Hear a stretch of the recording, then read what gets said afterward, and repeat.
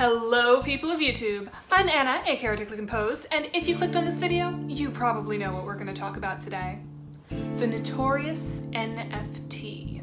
The biggest art-related controversy of 2021 and the worst scam to hit the internet since MLMs were popularized on Facebook. If you don't know about NFTs yet, we'll get to that in a moment. Though if you have heard of them, you've probably either heard the utopic tech bro explanation, or you've heard people talk about it from an environmental standpoint. Today though, we're going to talk about why NFTs are abjectly horrible for artists. So without further ado, let's get started. Hi, I'm Jonaya Riley, and I'm the woman who writes a lot of the words that Anna says in these essays. Today, I'm here to talk to you about cryptocurrency and NFTs. Well, specifically, I'm here to talk to you about the technical aspects. And you can trust me, because I've got a degree in mathematics, and I'm wearing a button-down shirt. Seriously, I'm gonna tell you the basics, but so many people have done such a good job explaining this. In particular, we'd recommend you check out Dan Olson at Folding Ideas video, Line Goes Up, which goes into a ton of detail about how both cryptocurrency and NFTs work. The link to that video, as well as other sources, are in the description below. If you don't care about the technical aspects of NFTs, or you already know what the deal is, feel free to skip to the timecode listed on the screen. Both cryptocurrency and NFTs are, at their heart, built on top of technology called a blockchain. This is a kind of distributed shared ledger that allows data to be stored and tracked. A blockchain is write-only, so data can't be edited or deleted, and decentralized, which means it doesn't rely on a single server. Cryptocurrency is based on entries on specific blockchains that represent an amount of a certain cryptocurrency, such as Bitcoin or Ethereum. We won't get into all the technical details, but the bits you need to know are: crypto, generally, requires the use of computational power to solve complex cryptographic problems to generate cryptocurrency. And NFTs specifically exist on the Ethereum blockchain, although there are a few that use other blockchains as well, using some of the features of that specific technology. NFT stands for non-fungible token, and it's promoted as a kind of digital ownership, a way to have the equivalent of owning an original piece of art in the digital age. The thing is, an individual entry on the Ethereum chain doesn't provide enough storage space to hold an image, audio, or video file, not even close. So, what an NFT actually is an entry on the Ethereum chain that links to that media's URL, along with metadata that proves ownership. According to NFT proponents, of course. We'll get back to that later. The media itself can be hosted anywhere, basically. So what you're actually buying and selling with an NFT is a locator to a specific piece of media. Trust me, this is gonna be important later. The process of creating an NFT, or any entry on any blockchain, requires a lot of computational power and all of the associated headaches that brings. We won't be going into a lot of detail on the power consumption or hardware waste associated with this process. Other people have done that more thoroughly and better, but we will be touching on it. So yeah, that'll be important later too. Anyway, those are the raw basics. Check out Dan's video and the sources in the description for more information. And now, back to Anna. Thank you, Jonaya. I'm glad I have you to explain crypto. My knowledge of it comes from a conversation I had with a couple drunk tech bros in a bar in London. I think they thought telling me to invest in Bitcoin would make me sleep with them. They were wrong. But anyway, back to the topic at hand. Forget about artists for a second. Why the hell is anyone doing this stuff in general? The short answer is money. The whole idea is to make something you can sell, to digitize the idea of owning art. But it's not owning art in the sense of commissioning your furry OC. It's more owning art in the sense of art collection. Buying and selling art for the purpose of accruing value. So, at its heart, money. The idea behind cryptocurrency is to provide a form of currency, something that can be bought and sold and invested in. NFTs are supposed to, in theory, show proof of ownership used to buy or sell something that can be copied infinitely. If you look at NFT drops, you see a lot of vague promises. They're creating a brand new digital ecosystem. They're making a community of like-minded investors. They're gonna make a video game. But what it always loops back around to, at least to the people who are buying into this, is that you're gonna make a shit ton of money. They'll be able to buy NFTs from artists and then turn around and sell those to investors and make money. Just like owning a rare painting, owning a prized NFT will allow the investor to make a 6, 7, or even 8-figure payday. As if capitalist speculation wasn't nefarious enough, it gets worse. Since transactions on the blockchain aren't directly tied to a person's real identity, it is fertile ground for scams and money laundering schemes. NFTs work the same way as buying and selling physical art when it comes to disguising the source of cash. And we'll talk later about how NFTs are absolutely perfect at scamming people out of their money. This doesn't really say much about artists though, right? So far, we focused on people whose only goal is to make money at all costs. But what about the people making the content that gets turned into NFTs? What's the sales pitch to the artists? In a previous essay, I talked about how rough it is to be an artist financially. You can check out that video up there. It's hard to find paying work at all, let alone make a living with art. And that space of capitalist anxiety is where NFTs tend to live. Proponents of them like to push the idea that they're the way into the future of digital ownership itself. NFTs will allow you to sell your art. NFTs will give you greater freedom. After all, wouldn't it be wonderful to sell your art online, but like a gallery sale? Why sell copies when you could get a one-of-a-kind original? That's always been basically impossible for anyone who makes digital art. But the NFT promises to be a solution to this problem. A way for artists to make a decent living with their art. The future. So what are the advantages of NFTs for artists even supposed to be? A lot of the promises behind NFTs, and crypto in general, are pretty vague. There's a lot of talk about how this is the future, without a ton of specifics on how this is better than what we've already got. Of course, better is subjective. So what kind of claims are being made when it comes to how NFTs benefit artists? It basically breaks down into 3 categories of promises. 1, claims relating to financial gain. 2, claims about the inherent advantages of the technology. And 3, wild out there claims about the power of NFTs. Money. It always, always, always comes down to money. The idea is that NFTs will provide artists a way to make a living off their art.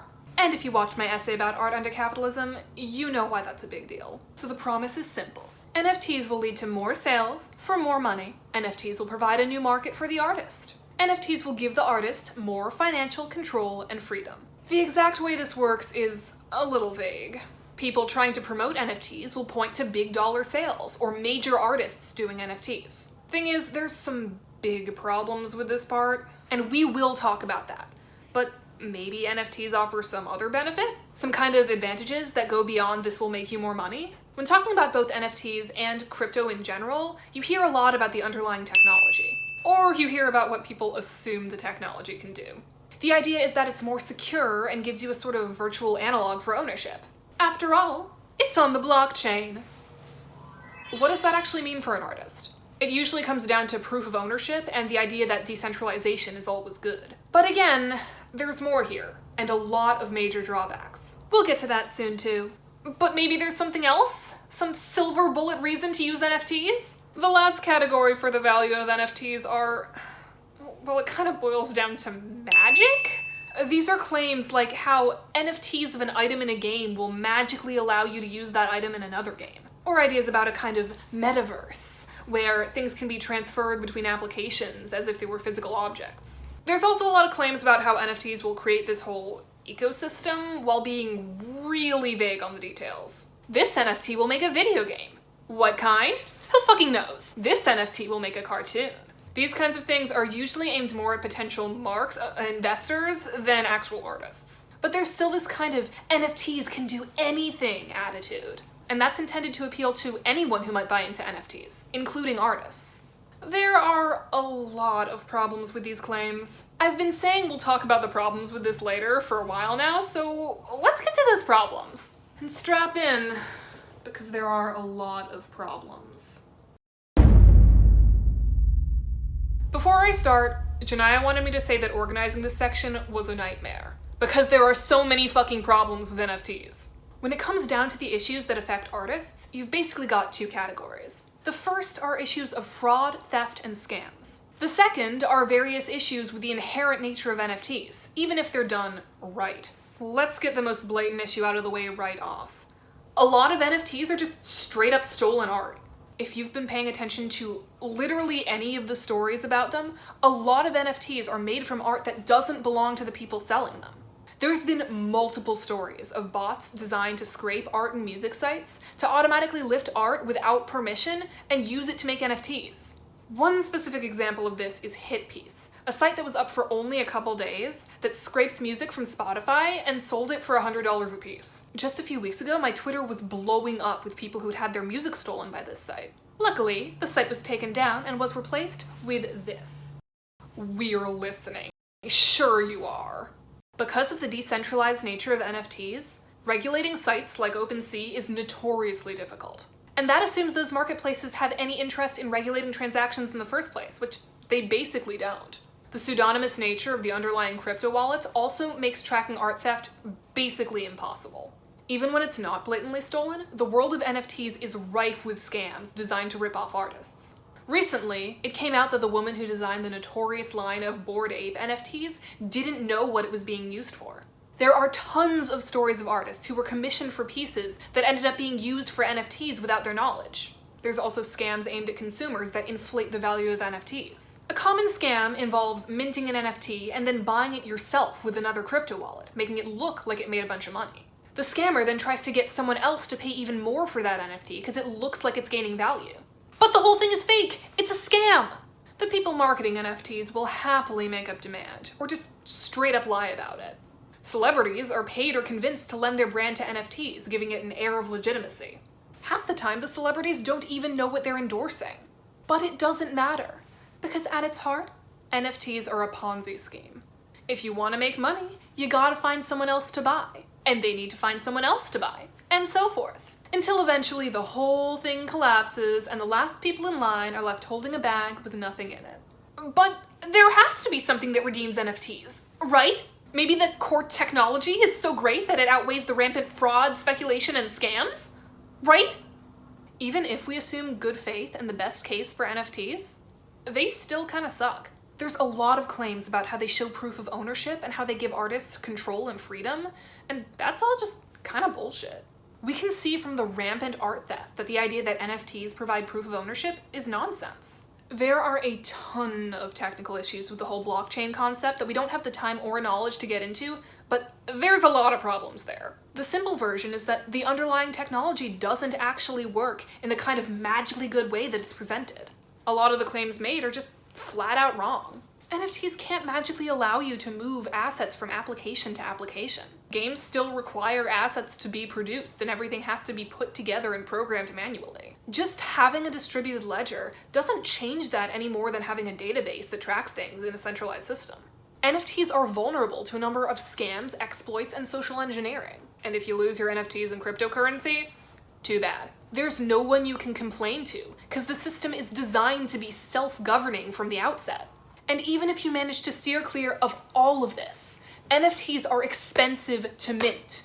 There are fees associated with minting a new NFT. A fee paid for every NFT that's created. There are transaction fees associated with converting Ethereum to actual currency that can be used to pay the bills. Any artist who's begged commissioners to use the friends and family option on PayPal knows those fees can eat into your income. A lot of people point out that NFTs are horrible for the environment, and they are.